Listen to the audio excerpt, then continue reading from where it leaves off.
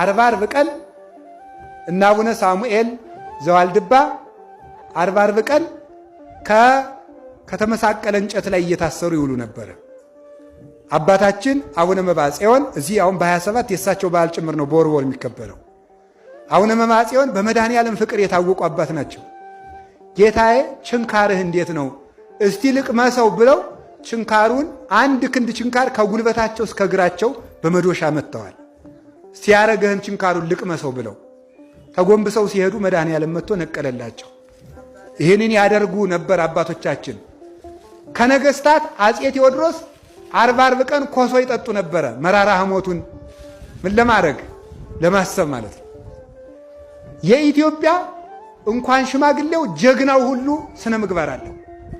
ጀግናው ሁሉ ማለት ነው።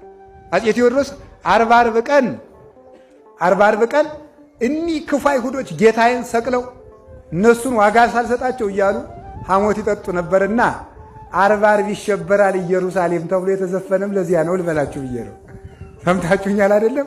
ይፈሩ ነበረ የኢትዮጵያው ቴዎድሮስ 40 ያጠፋናል ብለው እና ንጉሥ ሆኖ የክርስቶስን መከራ አስቦ ሐሞት መጠጣት እንዴት ያለ ክብር ነው!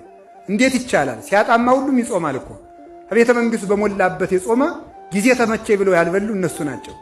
ስለዚህ መከራውን እንድናስብ እግዚአብሔር ይርዳን።